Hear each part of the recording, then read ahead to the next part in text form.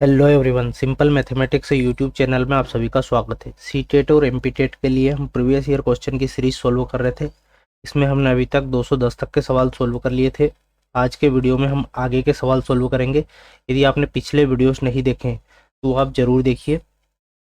आइए हम शुरू करते हैं सवाल नंबर 211 से। सवाल दे रखा है हमें, दोनों वर्गों का परिमाप क्रमशः 40 सेंटीमीटर और 32 सेंटीमीटर है। उस तीसरे वर्ग का परिमाप क्या है जिसका क्षेत्रफल दिए गए दो वर्गों के क्षेत्रफल के अंतर के बराबर है। यहाँ से हमें जो है ये जो अंतर है इसके बराबर दोनों वर्गों का क्षेत्रफल से तीसरे वर्ग का क्षेत्रफल मिल जाएगा, है ना।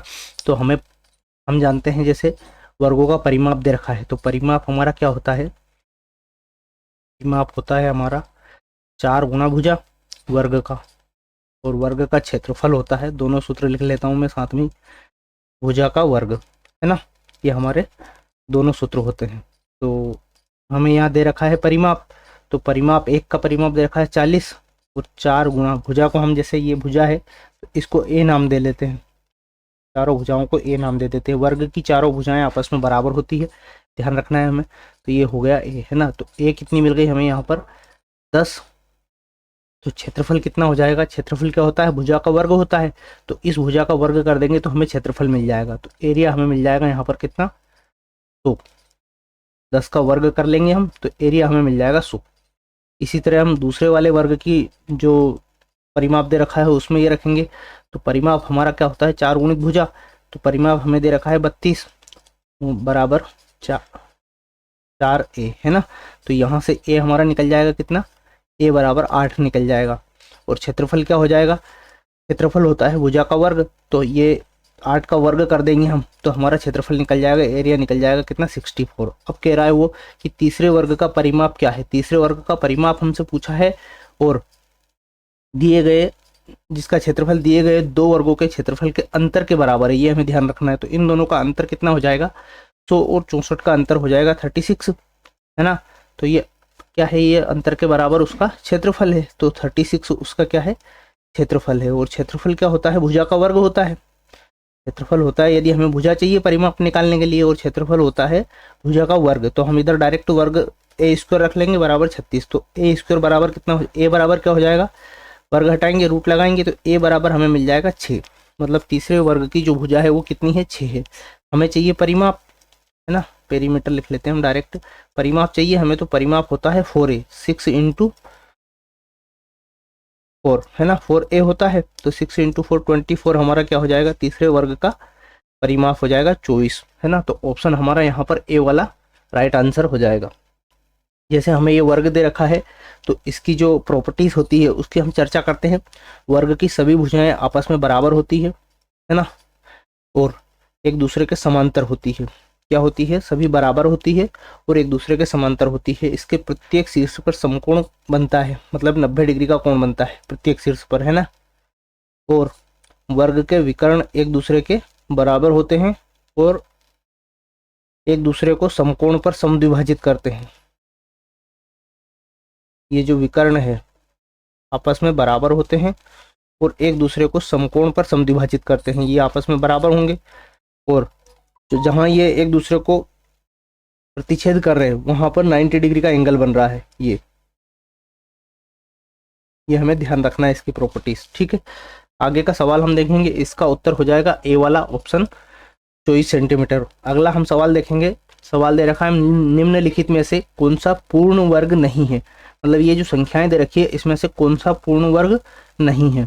तो जिस भी संख्या के पीछे 2, 3, 7 और 8 आ जाए इकाई अंक में, वो कभी भी पूर्ण वर्ग नहीं होगा। हमें ये ध्यान रखना है, जिस भी संख्या के इकाई अंक में 2, 3, 7, 8 ये नंबर आ जाए, तो वो इकाई अंक ये आ जाए तो वह पूर्ण वर्ग नहीं होगा। जैसे यहाँ नंबर छोटा दे रखा है, यदि बड़ा दे रखे तो हमें ये नंबर ध्यान रखना है ना। तो हमारा जैसे इसमें 9 दे रखा है, ये हो सकता है, ये 4 दे रखा है, ये हो सकता है, 1 दे रखा है, ये हो सकता है, लेकिन यहाँ 3 दे रखा है तो ये हमारा पूर्ण वर्ग नहीं हो सकता। ऑप्शन डी वाला हमारा यहाँ पर राइट आंसर हो जाएगा। ये जो नियम है ये कहाँ से निकला है, जैसे मैं आपको 1 से 10 तक के या 10 से आगे तक के भी वर्ग हम करेंगे तो क्या होता है, 1 का वर्ग होता है 1, 2 का वर्ग होता है 4, 3 का वर्ग होता है 9, 4 का वर्ग होता है 16, 5 का वर्ग होता है 25, 6 का 36 है ना, 7 का वर्ग होता है 49, 8 का होता है 64 और 9 का होता है 81 और 10 का होता है 100। तो हम भले ही 100 तक के वर्ग कर लें, इकाई अंक यही आएंगे हमारे, जैसे 11 का करेंगे 121 आएगा, 12 का करेंगे 144 आएगा, 13 का करेंगे 169 आएगा, 14 का करेंगे 196 आएगा। तो इकाई अंक ये कि यही आने हैं हमारे, क्योंकि हर जो नंबर है 1 से 100 तक के उनके इकाई अंक 11 का मतलब 1 आएगा, 12 का 2 आएगा, 13 का 3 आएगा। तो यहाँ पर 2 3 7 8 आप देखेंगे कि यहाँ आपको नहीं मिलेगा, जैसे 1 मिल गया, 4 मिल गया, 2 नहीं मिला हमें, 3 नहीं मिला हमें, फिर 9 आ गया तो 7 और 8 नहीं है, फिर 6 आ गया, 5 आ गया, 6 आ गया, 9 आ गया, 4 आ गया, 1 आ गया और 0 आ गया। लेकिन आप देखेंगे कि 2 3 और 7 8 आपको इसमें कहीं भी नहीं मिलेगा। तो इस तरह से हमें ध्यान रखना है। जैसे ये यहाँ पर नंबर छोटा दे रखा है, जैसे ये 17 का स्क्वायर है, ये 18 का है, ये 19 का है, तो इसमें हम आसानी से कर सकते हैं। लेकिन यदि कहीं बड़ा नंबर आ गया हमारे पास तो इसलिए हमें ये नियम ध्यान रखना है। अगला हम सवाल देखेंगे। सवाल दे रखा है, एक त्रिभुज ABC में सभी भुजाओं की लंबाई अलग अलग होती है, इसे कहा जाता है। तो जिस भी त्रिभुज की भुजाओं की लंबाई अलग अलग हो उसे विषमबाहु त्रिभुज कहा जाएगा, है ना। जैसे ये त्रिभुज ABC है ना, इसकी ये जो भुजाएं हैं ये और ये तीनों भुजाओं की लंबाइयां अलग अलग है, तो ये क्या कहलाएगा, विषमबाहु त्रिभुज कहलाएगा, है ना। इसकी तीनों भुजाओं की लंबाई अलग अलग है, AB बराबर नहीं है BC के, बराबर नहीं है CA के, तो ये क्या कहलाएगा, विषमबाहु त्रिभुज कहलाएगा। समद्विबाहु त्रिभुज जिसकी दो भुजाएं बराबर हो, क्या हो, दो भुजाएं बराबर हो, वो समद्विबाहु त्रिभुज कहलाएगा। जैसे मैं यहाँ बनाता हूँ, ये समद्विबाहु त्रिभुज बना दिया, ये भुजा इसके बराबर है और नीचे वाली अलग है ना। यहाँ पर AB बराबर है AC के और ये BC बराबर नहीं है ना। तो इस तरह से हमें ये ध्यान रखना है। ये क्या हो गया हमारा समद्विबाहु त्रिभुज। समबाहु त्रिभुज क्या होता है, जिसकी सारी भुजाएं बराबर हो, वो समबाहु त्रिभुज कहलाता है। ये वाला त्रिभुज हमारा समबाहु त्रिभुज कहलाएगा, इसकी तीनों भुजाएं आपस में बराबर होती है। उसके बाद में चौथा ऑप्शन है समकोण त्रिभुज। तो समकोण त्रिभुज आप जानते ही होंगे, जिसका एक कोण 90 डिग्री का हो, समकोण त्रिभुज कहलाता है। जैसे ये राइट एंगल बन रहा है इस पर, है ना, जैसे ABC हमने इसको नाम दिया तो B पर ये राइट एंगल बन रहा है इस तरह से। तो यहाँ पूछा है हमसे कि अलग अलग लंबाई होती है, उसे क्या कहा जाता है, तो उसे विषमबाहु त्रिभुज कहा जाएगा।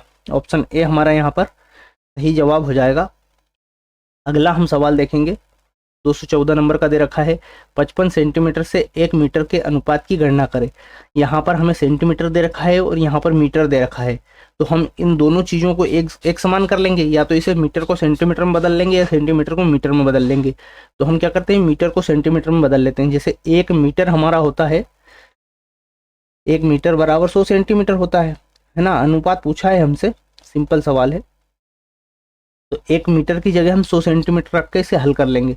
यहाँ 55 सेंटीमीटर ऑलरेडी है और 1 मीटर की जगह हम रख देंगे 100 सेंटीमीटर, तो ये दोनों जो है नंबर से सेम हो गए।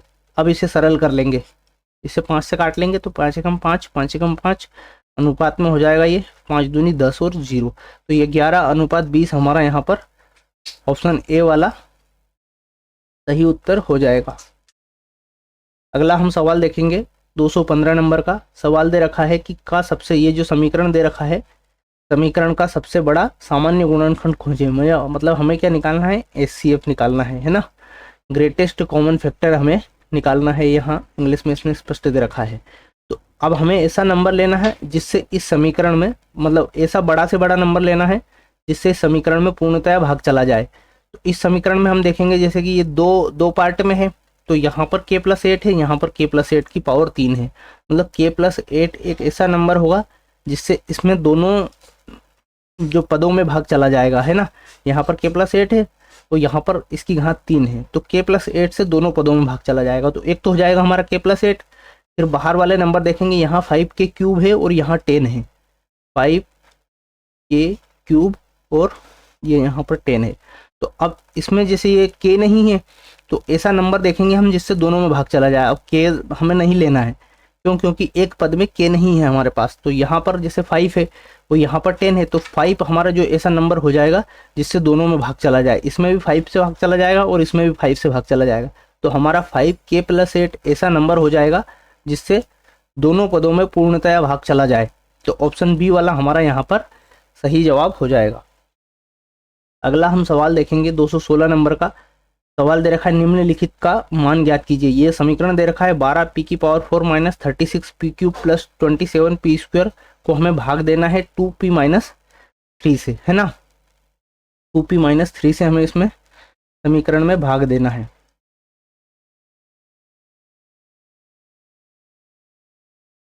समीकरण दे रखा है हमें 12p⁴ - 36p³ + 27p²। अब हम क्या करेंगे, जैसे इससे इसमें भाग देना है तो जो हमारा भागफल आएगा, मतलब जैसे डायरेक्ट हम भाग नहीं दे सकते, इसमें ऐसा नंबर नहीं है कि संख्यात्मक नंबर नहीं है तो हम सीधा सीधा भाग देते हैं। भाई ये अचर राशियां हैं, तो इसमें भाग देने के लिए हम यहाँ पर जो भागफल आएगा उसमें ऐसा नंबर लेंगे जिससे भाजक में गुणा करने पर हमें ये जो नंबर है ये मिले। तो हम ऐसा कौन सा नंबर लेंगे जिसमें गुणा करने पर 2p में जिसका गुणा करने पर हमें 12p⁴ मिले। तो हम जैसे 6 और p⁴ ले लेंगे, है ना। उसका यदि 2p में गुणा करेंगे तो 6 दूनी 12 और p⁴ का गुणा p⁴ में होगा तो p⁴ हमें 4 मिल जाएगी। तो इसका गुणा हम इसमें करेंगे पूरे वाले पद में, है ना। तो ये हो जाएगा 6 दूनी 12 p⁴, फिर यहाँ पर माइनस है तो माइनस हो जाएगा, और 3 का गुणा फिर 6 में 6 p⁴ में करेंगे तो ये हो जाएगा 6 × 18 p⁴। अब इसे हम घटा लेंगे, इसको चिन्ह परिवर्तित हो जाएगा, ये माइनस का हो जाएगा, ये प्लस का हो जाएगा। तो ये वाला पूरा पद हमारा कैंसिल हो जाएगा। अब हमारे पास जैसे -18p में से 18p⁴ में से मतलब 36 में से 18 जाएगा तो हमारा यहाँ पर कितना बचेगा, 18 बचेगा। लेकिन बचेगा काय का, माइनस का। 18p⁴ + 27 ऊपर हमारा सेपरेट बचा है स्क्वायर। अब हमें ऐसा नंबर लेना है कि हमें 2p-3 में गुणा करने पर ये नंबर मिले। तो हम ऐसा नंबर जैसे 9 ले लेंगे पहला नंबर, तो लेकिन लेना क्या है, माइनस का, क्योंकि यहाँ पर सामने माइनस है। तो हम 9 ले लिया, फिर p में गुणा करने पर हमें p³ मिले तो हम p² ले लेंगे यहाँ पर, है ना, p⁴ ले लेंगे। तो -9p² का गुणा अब पूरे इस पद में करेंगे हम, है ना। तो 9p² का गुणा 2p में करा तो 9 दूनी 18 माइनस का 18, और p² का गुणा p में होगा तो p⁴, फिर माइनस माइनस प्लस हो जाएगा, ये वाला माइनस और ये वाला माइनस प्लस हो जाएगा। तो ये प्लस हो गया, फिर 9 × 27 p², है ना। अब इसे हम चिन्ह परिवर्तित कर लेंगे, ये प्लस हो जाएगा और ये माइनस हो जाएगा। तो ये पूरा कैंसिल हो गया और ये भी पूरा कैंसिल हो गया, यहाँ पर 0 बचा। मतलब हमारा जो भागफल कितना आया, 6p³ - 9p²। इस तरह का कोई ऑप्शन नहीं है तो इसको और सरल करेंगे हम, है ना। इसमें से हमने जैसे 3 कॉमन ले लिया, तो यहाँ से 3 कॉमन ले लिया तो दोनों तरफ से 3, और यहाँ से क्या कॉमन आ सकता है, p में से p² कॉमन आ सकता है। तो 3p² हमने कॉमन ले लिया, अंदर क्या बचा, 3 × 2 = 6 2, और यहाँ p⁴ थी, p⁴ हमने कॉमन ले ली तो p बचेगा। फिर माइनस, यहाँ से हमने p² कॉमन ले लिया है और 3 जैसे कॉमन लिया है तो 3 × 3 = 9, तो 3 बचेगा अंदर। तो ये हो गया 2p-3। तो यही हमारा उत्तर हो जाएगा। और ऑप्शन में भी दे रखा है ये, ऑप्शन सी वाले में देखिए आप, 2p² 2p-3, sorry 3p² 2p-3। इस तरह से ऑप्शन सी वाला हमारा यहाँ पर राइट आंसर हो जाएगा। अगला हम सवाल देखेंगे 217 नंबर का। 5 क्रमागत सम संख्याओं का औसत 12 है। मतलब 5 क्रमागत सम संख्याएं दे रखी है, उनका औसत कितना है, 12 है, ठीक है। फिर सबसे बड़ी संख्या ज्ञात कीजिए। जैसे सम संख्याएं हैं और औसत 12 है तो 2 संख्याएं इससे बड़ी होगी, 5 है तो, और 2 छोटी होगी। तो 2 बड़ी वाली संख्या कौन सी हो जाएगी, 14 और 16, और छोटी वाली संख्या हो जाएगी 10 और 8। जैसे औसत 12 है तो मतलब मिड वैल्यू है 12, दो संख्या इससे बड़ी होगी और दो संख्याएं इससे छोटी होगी, तो औसत 12 है। तो अब हमसे यहाँ पर पूछ रहा है कि बड़ी संख्या कौन सी है, तो बड़ी संख्या 16 है, स्पष्ट दिख रहा है हमें, है ना। तो ऑप्शन ए वाला हमारा यहाँ पर राइट आंसर हो जाएगा। अगला हम सवाल देखेंगे 218 नंबर का। ए एक काम को 5 दिन में, बी 4 दिन में और ए बी सी तीनों मिलकर 2 दिन में कर सकते हैं। सी अकेले उस काम को करने में कितना समय लगाएगा। ए जो व्यक्ति है वो कितने 5 दिन ले रहा है, बी है वो कितने दिन ले रहा है 4 दिन, और ए बी सी तीनों मिलकर उस काम को कितने दिन में कर रहे हैं 2 दिन में कर रहे हैं। तो अब हम क्या करेंगे, जैसे ये अलग अलग काम कर रहे हैं और यहाँ पर तीनों मिलकर काम कर रहे हैं और हमें निकालना है सी का, तो हम टोटल काम निकालेंगे। टोटल काम निकालने के लिए हम क्या करते हैं, इन नंबर्स का एलसीएम लेंगे। एलसीएम लेंगे तो एलसीएम कितना आ जाएगा, 5 4 और 2 का एलसीएम आ जाएगा 20, है ना। 5 चौक 20, 20 से 2 में विभाग चला जाएगा, 4 और 5 से विभाग चला जाएगा। तो ये जो हमारा क्या निकला, कुल कार्य। आपको ध्यान रखना है, जो एलसीएम लेने पर राशि प्राप्त होती है वो कुल कार्य रहता है ना। फिर इस कुल कार्य में हम यदि इनके व्यक्तिगत कार्य का भाग देंगे तो इनकी अलग अलग क्षमताएं निकल जाएगी। 5 का भाग हम इस 20 में देंगे, 4 का इस 20 में देंगे और इस 2 का भाग देंगे। तो 5 का भाग देंगे तो हमारा 5 चौक 20, यहाँ हमें मिलेगी क्षमता। मतलब एक व्यक्ति जो 5 दिन में काम कर रहा है, ए वाला, उसकी क्षमता कितनी है 4 है ना। फिर जो बी है वो 4 दिन में काम कर रहा है तो उसकी क्षमता कितनी है, 4 पंजे 20, 5 है। फिर तीनों मिलकर यदि 2 दिन में काम कर रहे हैं तो ये तीनों व्यक्ति किस क्षमता से काम कर रहे हैं, तो ये 10 की क्षमता से काम कर रहे हैं। भाई 20 काम कुल है, 2 दिन में काम खत्म कर रहे हैं तो इनकी क्षमता यहाँ पर होगी 10।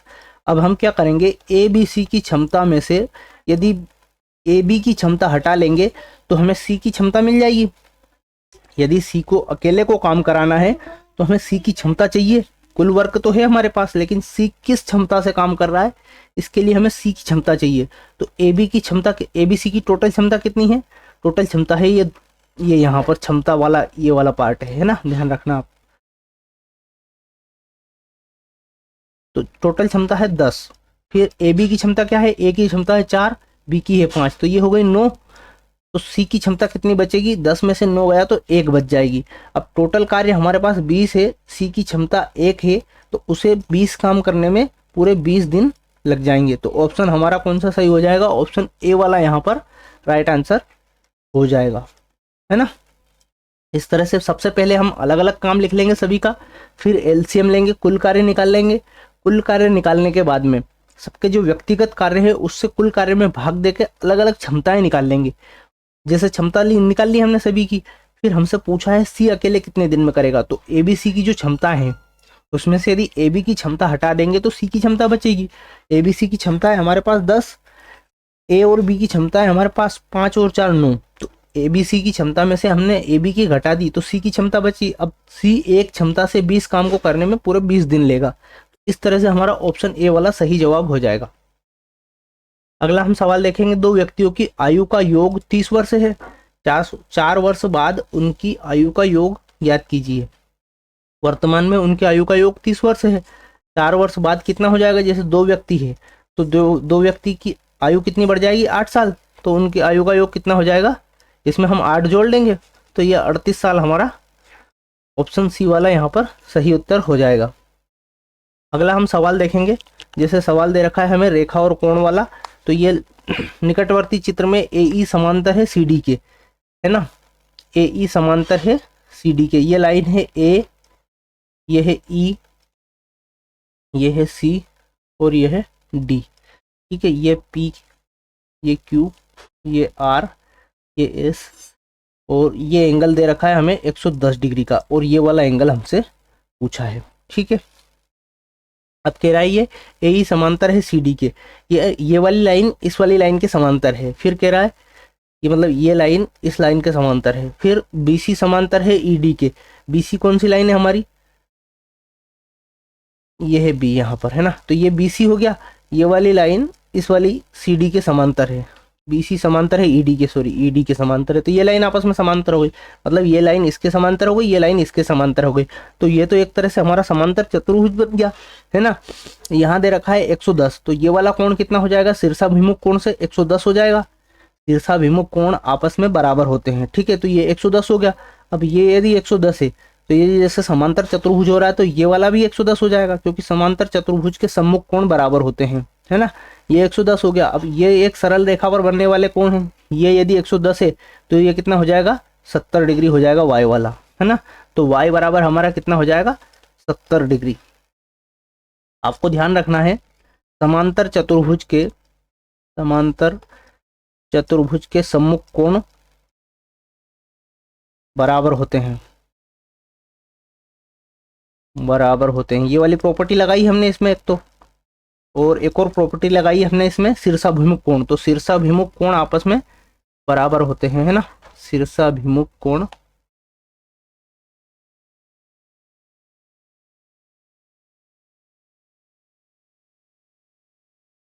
आपस में बराबर होते हैं, ध्यान रखना है हमें, है ना।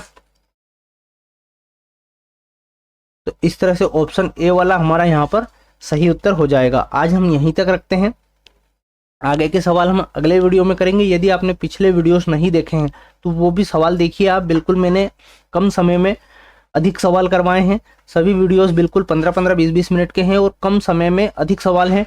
आपको बहुत अच्छी प्रैक्टिस हो जाएगी उनसे, है ना। तो आप वो वीडियोस जरूर देखिए, और आपने यदि अभी तक चैनल सब्सक्राइब नहीं किया है तो चैनल सब्सक्राइब जरूर कीजिए। तो धन्यवाद दोस्तों।